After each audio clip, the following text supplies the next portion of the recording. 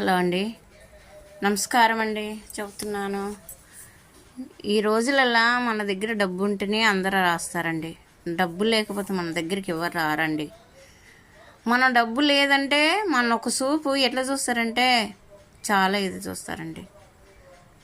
మా దగ్గర వాళ్ళు మందిగారు, మా బలగమే, మా తమ్ముడు బిడ్డ పుష్పతి ఏంటంటే పోయాం. పోవద్దు అనుకున్నాం, కానీ పోతే ఆడని వాడ బుద్ధి కాలేదండి.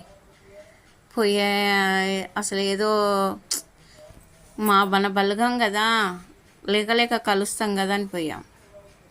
అందరిని చూస్తే ఓల సంబంధం ఎదురుగా ఓల అంతలాలు సరదాగా ఉన్నారు అన్నట్టుగా.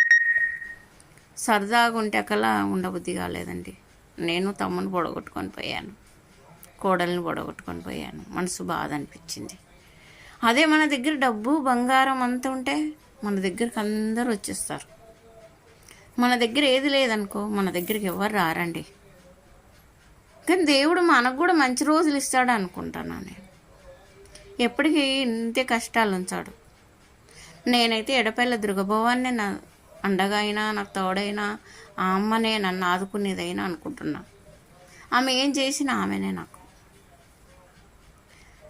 కానీ ఈ రోజున డబ్బు ఉంటేనే లెక్క ఉంది. డబ్బు లేకపోతే ఇవ్వలేదండి. ఈ రోజున డబ్బే కావాలి మనసు. డబ్బులు లేకపోతే దాన్ని పిలవరు, దాన్ని లెక్క చెయ్యరు. కానీ మనం నీతిగా కాళ్ళ మీద బతకానే, మన కాళ్ళ మీద మనం బతకానే, మనం ఏం తప్పు పని చేయకుండా, ఏ దొంగతనం చేయకుండా మనం నీతిగా బతికితే ఆ దేవుడు కూడా క్షమిస్తాడు మనం. నేను కోరిక అంతా అనుకుంటున్నాను అండి. చేతనైన దాకా మన కాళ్ళ మీద బతకాలి, కష్టపడాలి.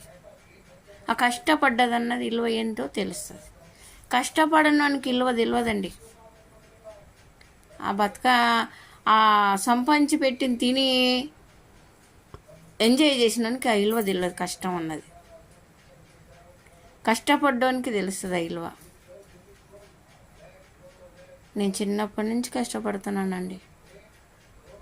చిన్నప్పటి నుంచి 4 రూపాయల కూలి అప్పటి నుంచి చేస్తున్నానండి పని. ఏం చేయమంటావు? ఇంకా ఆ అమ్మ నాకు శక్తి, ధైర్యం, కాళ్ళు చేతులు ఉన్నాయి, ధైర్యం నడిపియాలని అనుకుంటున్నా. నా ఎడపల్లి దుర్గ భవాని తల్లి నేను ఆమెనే నమ్ముకున్నా. నాకు అండగా ఆమెనే, తల్లి ఆమెనే, అమ్మ ఆమెనే, అక్క చెల్లెళ్ళు ఆమెనే, అన్నిటికీ ఆమెనే. నాకు ఎవ్వరు లేదు.